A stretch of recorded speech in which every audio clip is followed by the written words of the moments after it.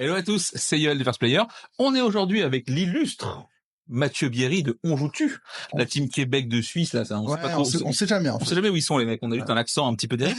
Et si jamais vous suivez le podcast, ou vous voyez des photos, vous reconnaissez évidemment la ludothèque. Voilà, le décor On Joue-Tu incroyable pour filmer. Et donc, vu qu'on a un road trip, on s'est arrêté chez Mathieu une petite nuit, on a joué beaucoup. Et on s'est dit, bah, vas-y. De 10h à minuit, quoi. Direct. Je crois même plus tard que ça, on va finir plus tard. Et du coup, on a fait pas mal de trucs et on s'est dit, bah, tiens, vas-y, on fait ça, tu vois. Donc, au programme, on va avoir, Hitster. Ouais, je sais, c'est improbable sur la chaîne, mais c'est Hitster. Voilà. Merci Benji. Ouais, merci beaucoup de monde. On va avoir aussi Foundation of Rome, le jeu le plus cher de ta bibliothèque. De loin. Le plus cher, ouais, c'est vrai. By far. On va avoir également Brian Bourou, un peu l'ancêtre de la sélection, alors que le jeu a 3 ans. Hein. Mais c'est tellement 3 ans. Déjà. Et petite exclusivité mondiale. Ouais. On va vous parler de Naishi. Ça vous dit rien? C'est normal parce que ça sort fin septembre. Début septembre, Et il s'avère qu'on a l'auteur pas loin. Ouais, genre là. Juste à côté. Et ça va être cool. Et puis c'est cool parce que il est en alpha sur BGA. Ouais. Donc mais ça, on va en parler. On y va l'habitude de pas être l'animateur. On est parti. Allez.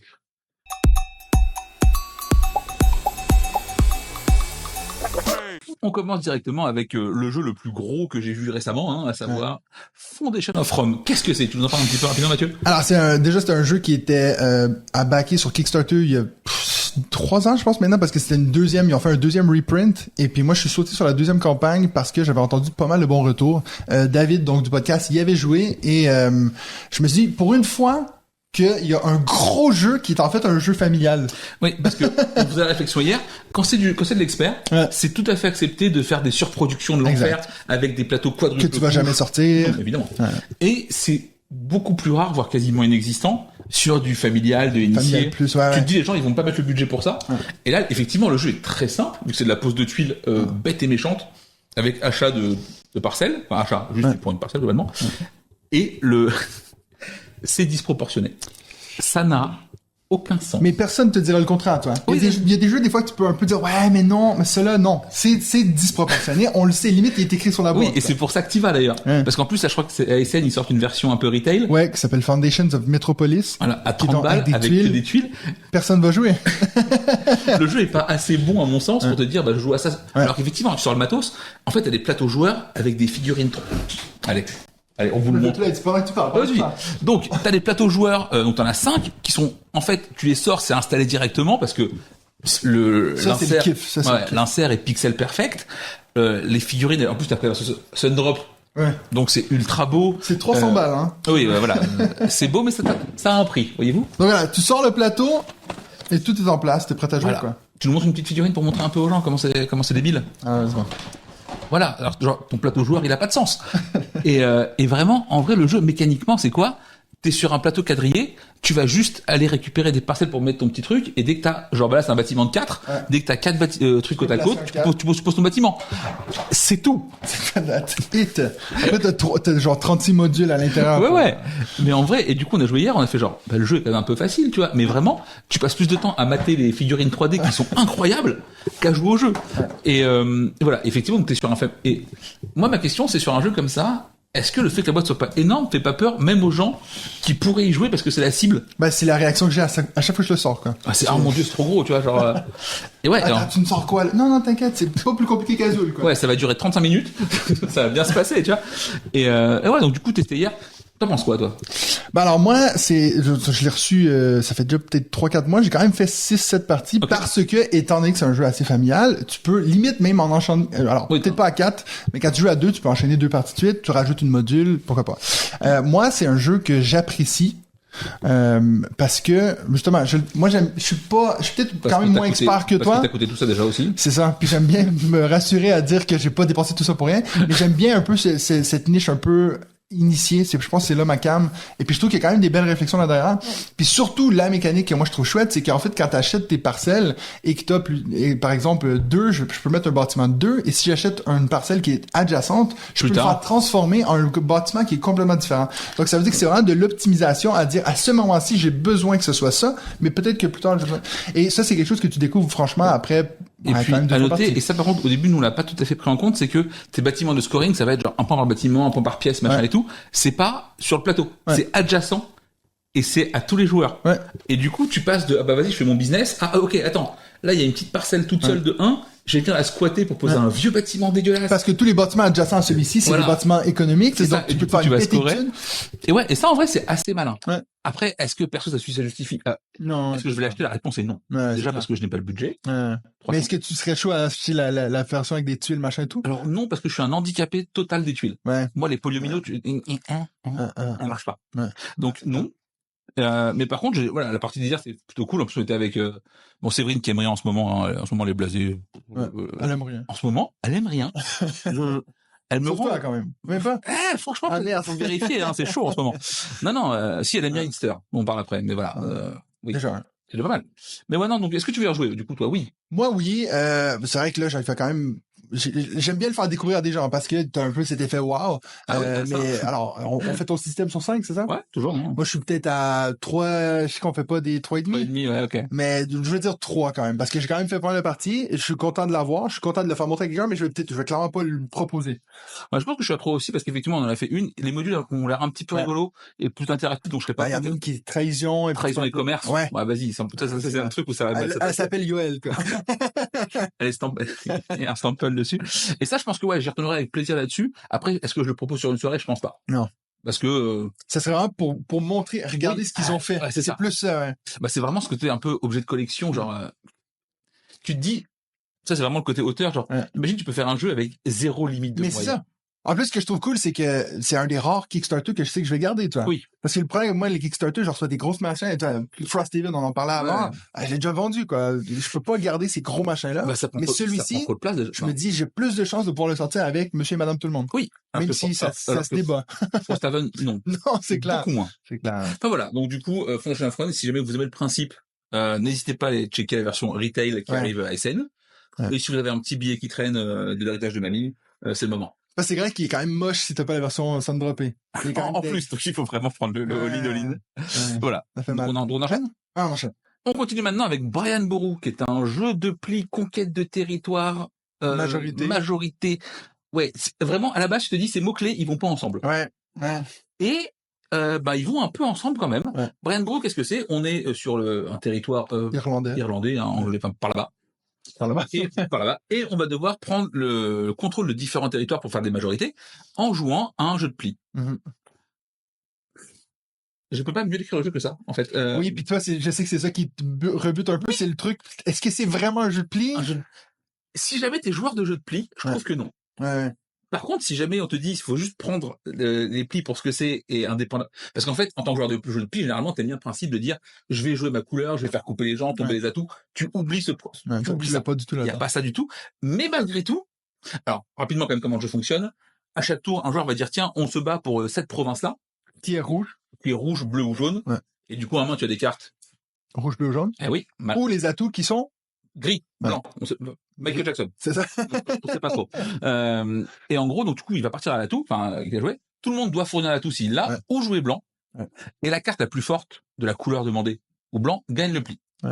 Sachant que si jamais tu perds le pli, tu peux faire l'action du bas. Faire l'action du bas qui est souvent plus cool que l'action du haut. Enfin, plus cool, qui est différente, tout du moins. Sachant que l'action du haut, ça va toujours être quasiment de prendre le territoire en question. À devoir peut-être le payer ou pas. Voilà. Évidemment, plus tu gagnes avec une carte qui est faible, plus les récompenses sont chouettes. Cool. Et voilà. Et plus tu perds avec une carte qui est forte, plus tes récompenses en bas sont cool aussi. Et du coup, t'as vraiment toujours ce petit côté genre, est-ce que je veux gagner le pli? Est-ce que je laisse passer ça pour le bonus? Et ça, c'est vraiment une direction intéressante. Inconvénient, gagner avec une petite carte, c'est beaucoup trop dur. Parce que effectivement, il suffit que t'aies un gris et c'est. Oui, c'est ça. Donc il y a pas ce côté un peu jeu de pli au moins qui me manque à ce niveau-là. Mais et en plus évidemment, pour compliquer un peu tout ça, la phase commence par une phase de draft. Ouais. Ou t'en gardes 2 sur 7. C'est-à-dire que t'as 5. 5 cartes. Ouais, bon, parce qu'on joue à 5. Ah oui. Après, t'as plus de cartes. Donc, t'en gardes 2, tu passes au voisin, t'en gardes 2, et en vrai, même quand tu draftes, tu sais pas, tu dis, est-ce que je prends les grandes cartes pour gagner le pli? Est-ce que je prends une couleur de chaque pour être capable de jouer partout? Ouais, moi, j'ai réalisé au bout de 2 tours qu'en fait, les jaunes, c'était un truc bien précis à chaque fois au bonus, genre, malin. Ouais. Donc voilà. Et vraiment, moi, c'est un des rares jeux où là, j'ai fait quoi? 3-4 parties dans le temps, tu vois. Je sais toujours pas ce qu'il faut drafter. Genre. Ouais. Je ne sais pas. Mais parce qu'il faut, moi, je pense qu'il faut pas le réfléchir comme un joueur de jeu de pli. C'est pour ça. Il faut le réfléchir plus en mode, est-ce que je veux des chiffres? Moi, je joue toujours que j'en veux un chiffre haut, un chiffre bas. Chaque fois que je draft, pour t'adapter un comme ça, tu peux un peu jouer avec ça. Mais c'est vrai que moi, je suis beaucoup moins joueur de pli que jeu de pli que toi. Et vraiment, le jeu est cool. Alors par contre, moi ce que j'aime bien aussi, c'est le fait que les scores soient assez ramassés. Ouais. Parce que du coup, genre, pour une partie, tu vas faire 30 points. Ouais. Donc vraiment, le point, c'est le point. Il n'y a pas de... Ouais. Ce que je préfère de plus en plus, en fait. Quand t'as des jeux que c'est 150 à 162. Et puis en plus, en vrai, 162, t'as forcément oublié à un moment donné de compter un point ou deux. Ouais. À quelqu'un. Alors que là, tu l'as pas oublié. Ah non, mon point, mec, parce que c'est 10% de mon score, en fait. Donc je vais prendre mon point, t'es gentil. Et voilà. Et évidemment, il y a plein de systèmes qui va être genre l'église, qui va être le mariage. Il y a le mariage, l'église et les vikings, les combats. Qui sont en fait les bonus des cartes jaunes, bleues et rouges. Et t'as des pistes où du coup... Un peu d'interaction. Voilà, où celui qui a le plus va faire un bonus. Une fois que t'as le plus, bah du coup tu retires tous tes marqueurs. Du coup le deuxième qui a le plus est en avance pour la suite. Et ce qui fait que t'as ce côté un petit peu catch-up qui marche bien. Ouais. Et voilà. Après, je trouve que le jeu est très particulier. Tu as joué dans quelle configuration toi? Alors j'ai joué à quasi toutes. Ouais, c'est un 3-5, donc j'ai joué 3, 4 et 5. Ok. À 3... Ouais, bah, 3, c'est un peu bon. Je trouve qu'à 4, 5, c'est le top. Parce que du coup, on a joué à 5, nous, 5, c'est un peu la bagarre. T'as que 5 cartes en main, c'est, enfin, même pas, en plus, c'est encore plus dur de gagner ta pli avec une petite carte. Quoi. Ah ouais, bah, c'est ça qui est chaud, quoi. Mais par contre, effectivement, c'est tendu, c'est machin. Et, pour le coup, Séverine était genre, en retard toute la partie. Et finalement, c'est elle qui a gagné? Non, bah, c'est moi. Ah, c'est toi, oui, pardon. Mais elle a quand même fait un bon... Ouais, parce qu'en fait, la question qui s'est posée à un moment donné, c'est, est-ce que c'est rentable ou pas de prendre les territoires? Ouais. C'était une vraie question parce que, quand tu gagnes le pli, tu fais que ça. Alors que les bonus, ils sont assez ouf, tu vois. Alors qu'elle, elle a fait 0 points pendant la partie. Ouais. Et par contre, effectivement, vu que c'est un jeu de majorité, les autres que tu contrôles font des points. Et en fait, au début, tu te dis, genre, ouais, 6-7 points. Eh ben, 6-7 points quand t'en fais 30 dans la partie. Ouais, c'est clair. Ça va très vite. Ouais. Je crois qu'elle avait 3 zones à 6 points. Tu fais, ah ouais. Elle avait 18 points. Ouais, c'est ça. Tu fais, pardon, en fait. Donc voilà. Alors que moi, j'en avais 5, toi. C'est ça. Et bien après la partie, je sais toujours pas c'est quoi le meilleur plan. Et pour gagner. Quelque part, c'est cool. Ça dit que tu peux y retourner pour voir un peu, tu vois. Et moi, ça, je trouve ça cool. Et pareil, le temps de jeu aussi est chouette. Parce que t'es quand même sur un jeu qui est un peu technique. Ouais. Et qui dure quoi? 45 minutes. Ouais, 3 quarts d'heure, tu vois. À 5. Ouais. Enfin, c'est vraiment rare, en général. Souvent, si tu veux un peu de réflexion, t'es parti pour des jeux qui durent 2h30 maintenant. Ouais. Et je sais que de plus en plus, moi, j'aime bien ce format. Moins d'1 heure. Mais assez de réflexion. Ouais. Je trouve ça cool, tu vois. Parce que je trouve que tu trouves plus souvent dans de l'initié que dans de l'expert, en fait. Oui, en fait, pour moi, c'est l'expert façon Istari à l'époque. Ouais. Des jeux ultra techniques, mais qui durent moins d'1 heure. Et ça a quasiment disparu. Ouais. Et ben là, Brian Bourou, il est pile là-dedans, dans ce créneau, ça c'est chouette. Est-ce que tu veux rejouer? Moi, oui. Alors, si vous écoutez mon podcast, vous savez que moi, je l'ai mis, on a fait récemment notre top 10 ever. Mais il est juste rentré dans mon top 10 à 10. Et puis, donc, c'est vrai que je peux pas dire, ah non, j'ai pas envie de rejouer. Non, finalement. Mais la partie qu'on a fait hier je me suis rendu compte je pense que tu disais, c'est vrai que le pli est plus un atout au jeu que de dire, tu peux pas dire, si t'aimes un jeu de pli, tu vas aimer ça. Ouais, ah non. Non. Tu peux pas le vendre comme ça, c'est impossible. Ça, j'ai trouvé, donc, assez cool. Et puis, je suis assez d'accord avec toi, la durée de temps, parfait. Donc, moi, je suis sur un 4, ouais. Pour le coup, moi, c'est un jeu que je pense jamais à le sortir. Mais quand j'en fais une, je fais, il est quand même bien. C'est pas mal quand même, tu vois. Et je suis toujours curieux de dire jeu, donc je pense que c'est un 3,5. T'as pas le droit de faire ça. Je sais, mais Tu connais pas les règles? Non, je vais m'autoriser un petit dérapage. On est en Suisse, c'est pas comment faire. Ah, ok, c'est ça. Ouais, on peut tricher un peu. Ouais, en fait, le truc, pourquoi c'est pas un 4? Parce que je l'ai pas. Donc, je peux pas le proposer souvent, tu vois. Mais si tu l'avais. Mais je pense un 4. Ouais, c'est possible. En vrai? En ce moment. Ouais, en ce moment, je pense que ça ferait ça. Je pense que ça me fait un peu l'effet Concordia, machin, genre, t'y penses pas souvent. Et quand tu le ressors, tu fais genre. C'est quand même bien. Allez, et tu sais, t'enchaînes souvent 3-4 parties en peu de temps après, parce que c'était cool et t'as kiffé, tu vois. Donc ouais, je pense qu'on est entre 3 et 4, selon si j'ai le jeu ou pas sous la main.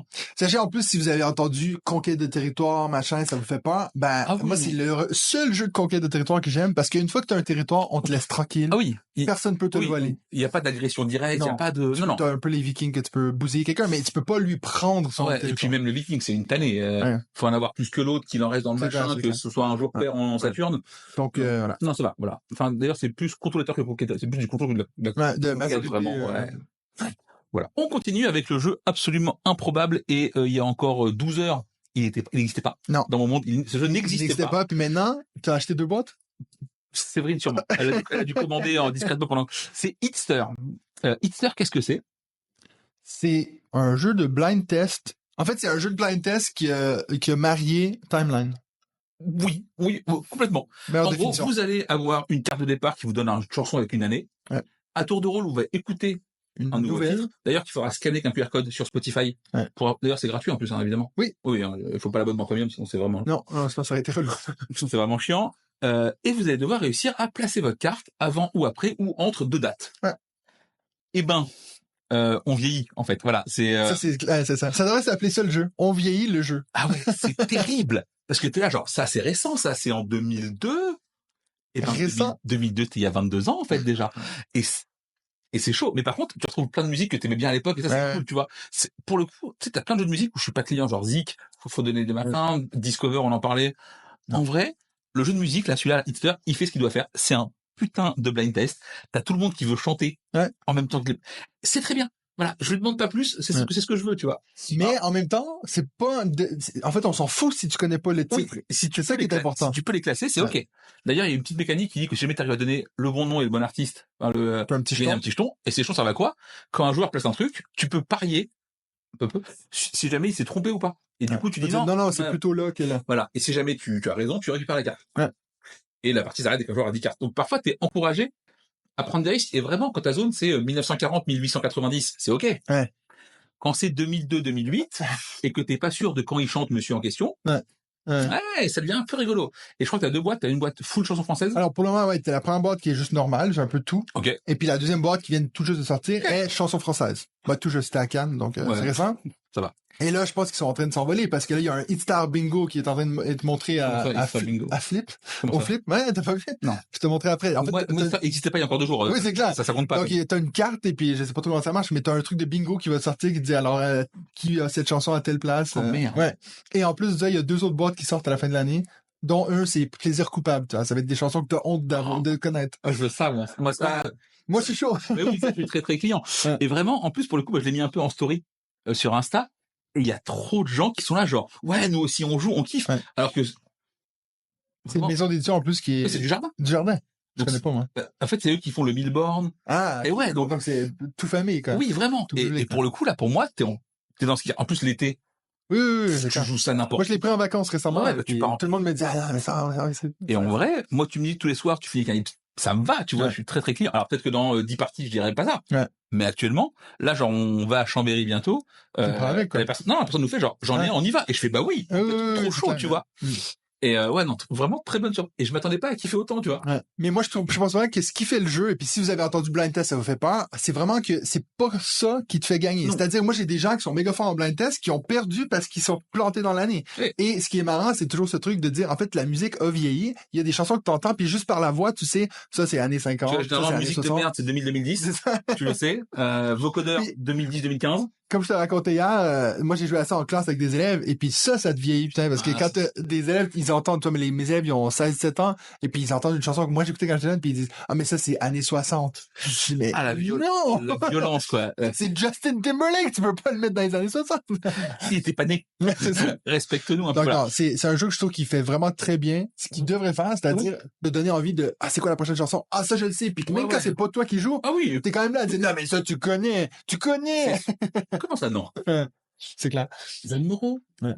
84. Mais oui. Voilà. Et, non, vraiment, c'est très chill, ça marche trop bien. Tu peux jouer avec tes parents, avec n'importe qui. Même avec, toi, Benji joue avec ses enfants.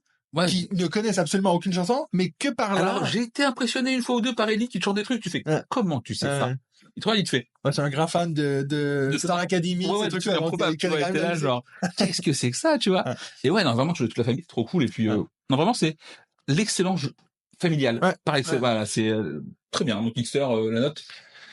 Moi j'ai beaucoup joué. Puis je pense qu'on l'a un peu vu hier parce qu'au début j'étais en feu parce que c'est vrai que forcément il y a un moment où tu commences un peu à connaître les cartes. Il y a peut-être 200 cartes. Donc, moi c'est pour ça qu'ils font plusieurs boîtes, je pense. Moi je pense que je suis à 3. Moi je suis encore sur un 4-5 là parce que je suis en phase de découverte. Oui, mais c'est clair. Et donc tout le monde qui joue pour la première fois sur un 5. Et puis Séverine, c'est un jukebox.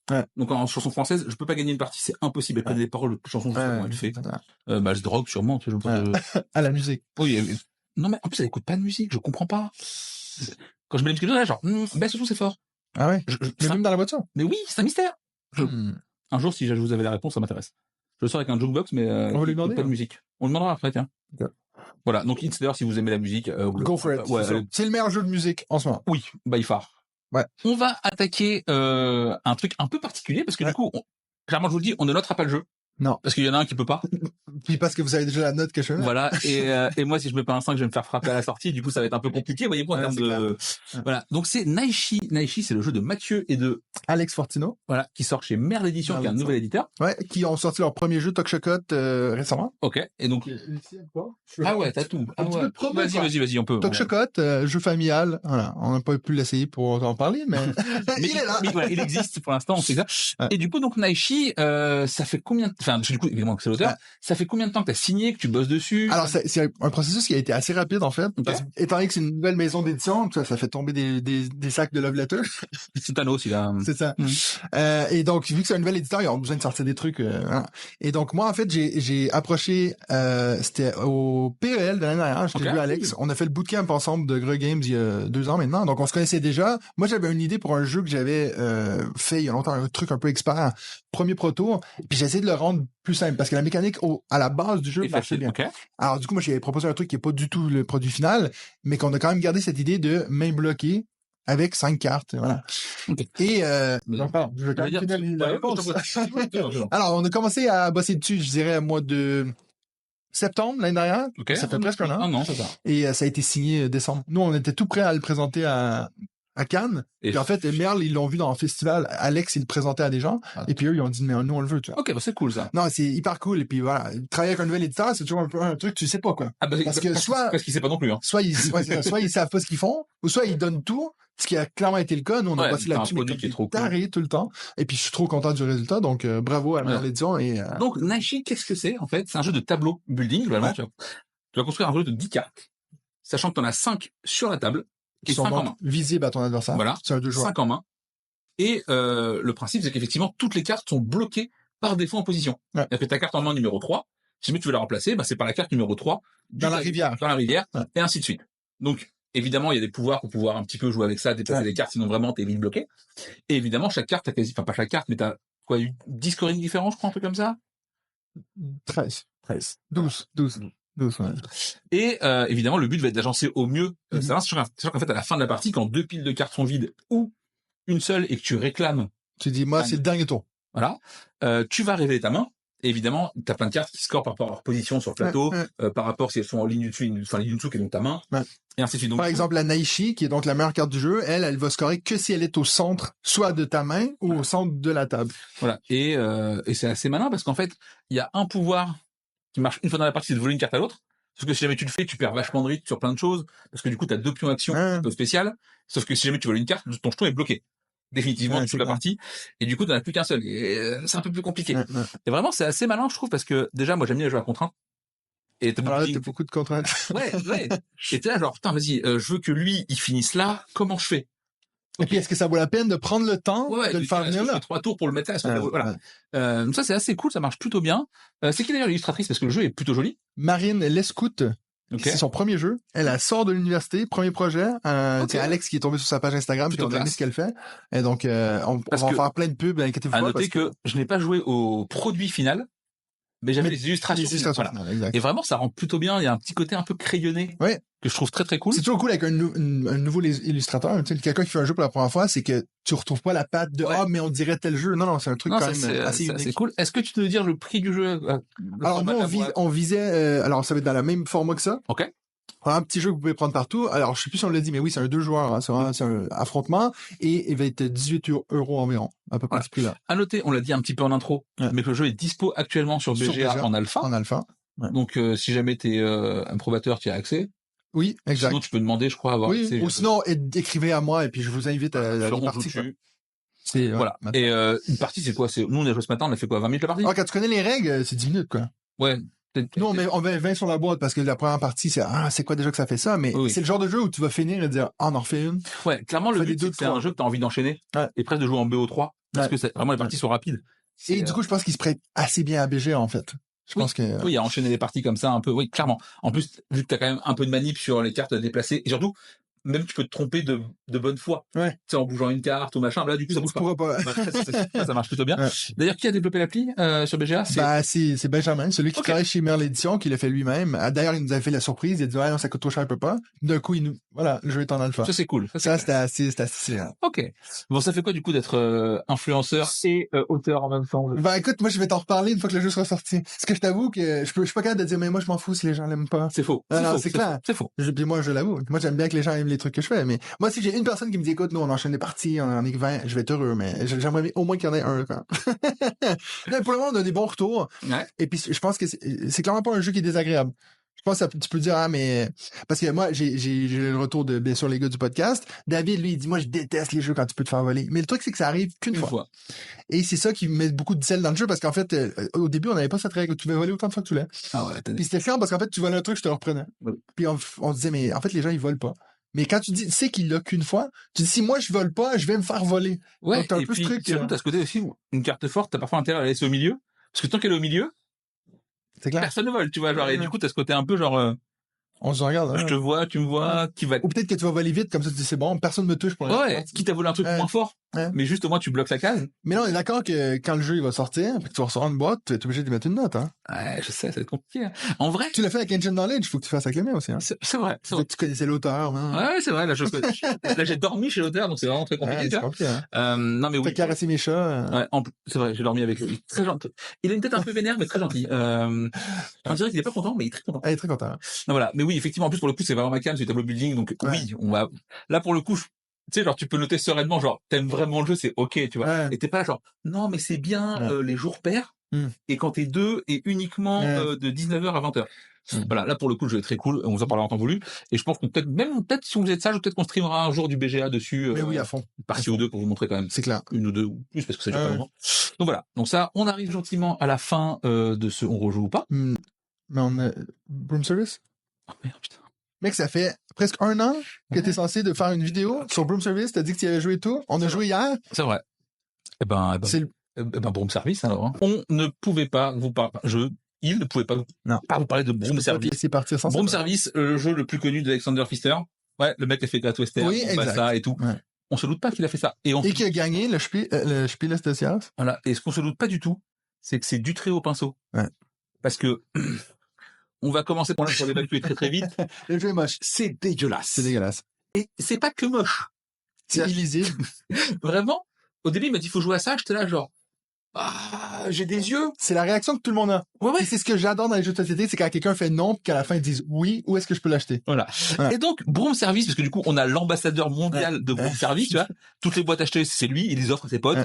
C'est quoi? C'est un jeu assez simple au final, parce qu'on a 10 cartes qui sont donc, en fait, les 10 actions que tu peux faire dans le jeu. Ça a l'air d'être beaucoup 10, mais au final, il y a plusieurs variantes de la même action. Ouais, genre 3 cartes récolte, un truc comme ça. Et puis donc, 4 cartes de déplacement, voilà. Et puis les actions sont extrêmement simples. Oui. Récolter, c'est prendre 2 potions, merci. Exact. Voilà. Donc, si, exemple, on va avoir des sorcières sur le plateau qui vont se déplacer sur différents terrains, et puis c'est du pick-up and deliver, quoi. En fait, tu pick-up pas, mais tu vas récolter des cartes pour deliver. Et puis donc, si moi je mets une potion violette sur une tour violette, je vais faire le nombre de points que cette tour-là, là. C'est tout. Le jeu est pas plus compliqué que ça. Par contre, ce qui rend le jeu génial, puis c'est pour ça que c'est un de mes jeux préférés ever, c'est qu'en fait, sur les 10 cartes, chaque joueur va simultanément en choisir 4. Ces 4 cartes-là, après ça, une fois qu'ils sont choisis, quand moi je vais dire, exemple, ok, ben moi je joue telle carte, chaque carte a une action qui est lâche et une action qui est brave. L'action qui est lâche, tu peux la faire. Et elle est moins bien. Ouais, mais tu la fais tranquille. T'es sûr de la faire. Par contre, si moi je dis que je suis brave, ben bien sûr, il peut y avoir une seule personne autour de la table qui est brave. Du coup, à ce moment-là... Ce que t'as pas dit aussi, c'est que quand tu joues une carte action, tous les joueurs après toi qui ont la carte... doivent la jouer à ce moment-là. Voilà. Et du coup, ils peuvent choisir eux aussi s'ils sont braves ou pas. Ouais.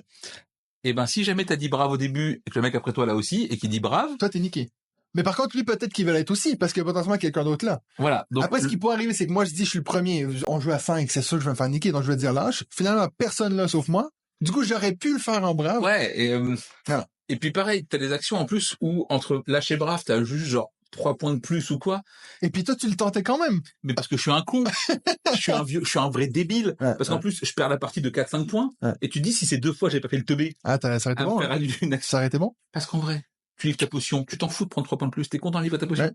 Et t'es là genre, bah non, je suis deuxième joueur, ça passe. Ouais. Pas du tout. Non. Et puis la personne après toi, tu dis mais il y a aucune raison qu'elle fasse ça, donc ça devrait aller. Mais ils ont fait n'importe quoi, donc ils ont bousillé ton jeu. Ouais. Voilà, effectivement cette mécanique de call d'action un peu, et si jamais t'es le seul à la fin, ça c'est chouette, ça marche très bien. C'est le meilleur plaisir quoi. Quand t'as tes 4 cartes, tu sais que tu peux faire brave. Ouais, parce que évidemment c'est celui qui joue l'action en brave, qui reprend la main. Évidemment, plus tu joues tard, plus c'est confortable. Parce que tout le monde s'est positionné avant toi. Mais du coup, tu joueras toi la manche après. Et vraiment, c'est le feeling de se dire, parce que en vrai, hein, c'est juste, est-ce que je gride ou pas? Ouais. Parce qu'en fait, les actions braves sont juste une amélioration. Ouais. Alors parfois, des fois pour les ressources, tu vois, surtout celle-ci où, exemple, si tu le fais en large, tu prends une ressource, mais si tu le fais en brave, tu peux en prendre 3. Du coup, c'est comme si tu faisais 3 fois l'action. Ouais, t'es là genre, mais tu sais qu'il y a des chances que les gens les ont joués. Ouais. Et parfois, tu regardes l'autre, tu fais, c'est bon, vas-y, il a 3 potions violettes, il a pas joué ça. Et il l'a quand même joué. Et tu sais pas pourquoi il a joué ça, ce teubé. Il te pourrit la vie. Ouais. Et non, et en vrai, ça marche bien. D'ailleurs, j'ai même dit hier, je fais, putain, cette mécanique, j'en ferais bien autre chose parce qu'elle est très cool. Et ce qu'elle crée à table, alors, ça peut être très frustrant. Oui. Alors, c'est-à-dire que on a vu des tours où des joueurs ici présents se faisaient cancel leurs 3 actions. Ouais. J'ai fini derrière. et t'es dedans. Parce qu'en plus, évidemment, vu que t'es obligé de jouer la carte qui est appelée, toi t'as prévu un plan de te dire, ok, je me déplace là pour que je puisse faire ça. Puis après je fais ça et enfin je me déplace là. L'autre joue la carte que tu veux te déplacer après et tu fais genre, ah bah non. Pas maintenant, genre. Tu sais, maintenant que t'en parles comme ça me fait un peu penser parce qu'on a joué hier aussi à Cult Express. Tu sais, quand toi t'as prévu. Ta programmation. Je vais monter là. Ouais. Et puis en fait il y a quelqu'un qui te poussé là-bas. Puis en fait tu peux pas y aller. Ouais. Et tout le reste après c'est tout est bousillé. C'est une mal en pis après. Ouais. Genre, et je vais taper dans le vide parce qu'il y a plus personne. Ouais, c'est clair. Mais ça c'est un peu ce même sentiment là. Voilà, on sait que Benji déteste Broom Service. En fait, ce qui est vrai, c'est que les gens qui veulent de la programmation où tu contrôles tout, ben il faut pas jouer à ça quoi. Ah non, tu vois, parce que si t'as un plan, tu l'oublies. Tu le mets dans une petite boîte et tu le jettes. Moi je dis tout le temps, c'est du risque calculé. Voilà, évidemment, généralement tu checkes un peu ce que peuvent faire les autres, ce qu'ils ont intérêt à faire. Évidemment, si t'es dernier joueur, que le mec il a intérêt à livrer là et que le fais pas, l'appelle pas, ça va mal se passer. Mais c'est ce qu'on disait, ce que tu as expliqué avant mais là j'ai besoin d'aller là-bas pour pouvoir faire ça, ben assure-toi d'y aller là-bas. Ça, voilà. Tu peux pas prendre le risque de pas y aller. Parce qu'après ça te fuck up tout ton reste. Et puis à un moment donné, il faut se dire aussi des fois genre, tu sais, c'est un espèce de jeu un peu genre à fourchette, de dire ok, là je suis là, je peux faire ça et ça. J'ai 2 options et c'est ok. Par contre, si je pars cette option-là, et plus rien. C'est ça. Et tu peux pas te permettre de se faire ça. Et donc du coup le jeu marche très bien. On l'a dit, donc petit problème quand même sur le plateau de lisibilité et tout. Ouais, horrible. Si vous êtes daltonien, oubliez. Ah oui, tu sens que le jeu est à l'ancienne à ce niveau-là, et que les mecs ont pas fait d'efforts. Il y a pas de potions différentes visuellement, elles sont juste de couleurs différentes, les couleurs des pions qui sont les mêmes que les régions. Même quand on a reçu Vincent Dutray sur le podcast, moi j'ai quand même glissé un mot puis il dit c'est le pire projet sur lequel il a travaillé, donc clairement il est pas fan lui. Voilà, mais le jeu est très cool pour le coup. D'ailleurs, est-ce que ça se trouve maintenant encore en boutique? C'est compliqué. Je sais que étant donné que j'en parle tellement dans le podcast, il y a des gens des fois qui m'écrivent je l'ai trouvé à telle boutique et tout. J'ai même reçu une photo de Vincent de Dienne qui dit regarde, j'ai enfin trouvé. Ça c'est cool. Donc ça c'était chouette, mais coucou Vincent, j'écoute. Coucou Vincent. Mais donc sinon je pense qu'il est assez compliqué. Voilà. À noter, je crois qu'on a une piste sur Neuchâtel à 50 balles. Il y a une boîte. Hein. Ça, c'est pour les gens en Suisse. Hein. Voilà. Ou ceux qui ont pas de limite de frais. Tu fais un Kickstarter. Voilà, c'est pareil, t'as fait Broom Service. Sachez d'ailleurs que moi, j'ai écrit à Alexandre Fistar, pour dire si jamais tu vois un pic dans les ventes au niveau francophone, c'est peut-être à cause de moi. Voilà. Parce que d'ailleurs, c'est quand même, il y a encore, si vous regardez la photo de profil de Alexandre Fistar sur Facebook, il est comme ça avec la boîte. Hein. Donc clairement, même après toutes ces années. Et à noter, et ça par contre, parce que le jeu du coup c'est 2015. Il a gagné le championnat en 2015. Ouais. Il est quand même mécaniquement assez actuel. Oui. Dans le sens où t'as ce côté où tout le monde joue un peu en même temps, t'as pas trop de temps mort. Ouais. Alors, si, le seul truc qui est pas actuel, c'est la frustration. Ouais. Où actuellement, tu tentes de l'enlever le plus possible. Ouais. Alors là, il s'en bat les couilles. Hein. Ouais. Là, tu vas passer des tours parfois à pas jouer. Mais, ouais, ça marche. Et en vrai, je pense qu'il mériterait presque une réédition un peu sympa. Oui. C'est ce que même lui aussi pense. Même l'auteur disait que le jeu a pas eu le succès qu'il méritait. Ouais. Parce qu'effectivement, oui, c'est bien mieux que plein de trucs qui sortent actuellement. Ouais. Et qui marchouillent. Et il avait quand même gagné le Spiel. le Kenner Spiel, quand même. Ouais, donc ça, c'était du expert. Connaisseur, sont placés. Donc voilà, donc Broom Service. Enfin, t'en as parlé. Enfin. Et tu vas mettre quoi comme note? En vrai, j'aime bien. Ouais. Ça me fait chier de le dire. Hein. Ouais, je sais. Vraiment, genre, honnêteté intellectuelle, mais tout ça. Come to the dark side. Ouais. Alors pareil, je peux pas le proposer parce que lui, vraiment, je l'ai pas. Ouais, tu l'as pas. Il n'arrivera pas à la maison de son plein gré. Mais tu y avais joué chez toi, non? J'avais joué. Justement, j'avais fait une demande sur une des vidéos, genre, quelqu'un là, pour que je puisse y jouer. Ouais. On m'avait répondu, c'était Mathieu, vraiment. Okay. Apparemment, c'est un truc de Mathieu. On aime bien. On avait joué à 3. Et 3, vraiment, c'est un peu la config un peu basse. Ouais. 4, on a joué à 4 hier. 4, c'est cool. 4, c'est mon préféré. Et je pense que pour le coup, c'est un 3 de bon cœur, tu vois. Genre, tu me proposes, je veux dire oui, parce que c'est chill, ça dure 1 heure. Tiens, on en revient à ce créneau. Donc 4, en fait. Ouais, allez, en vrai, je peux dire 4. Allez. Il va le chercher, celui-là. Parce que je suis de bonne humeur. Ouais, t'as pas voulu noter mon jeu, mais voilà. 4. Allez, on met 4 à groupe service, ça me va, c'est ok, c'est cool. Non, c'est cool. Et toi, tu mets combien? 5. Oui, il propose tout le temps, de toute façon. Il propose tout le temps. Si vous venez chez moi une journée jeu, c'est sûr qu'on joue à Boom Service, quoi. Voilà. On arrive gentiment à la fin de cette vidéo. Merci à Mathieu, déjà, de nous avoir reçus. 2 pour l'accueil. L'accueil, le gîte, le couvert, tout absolument incroyable. Le vin aussi, mais ça, je peux pas dire trop fort. C'est quoi, les prochaines actus, on joue-tu?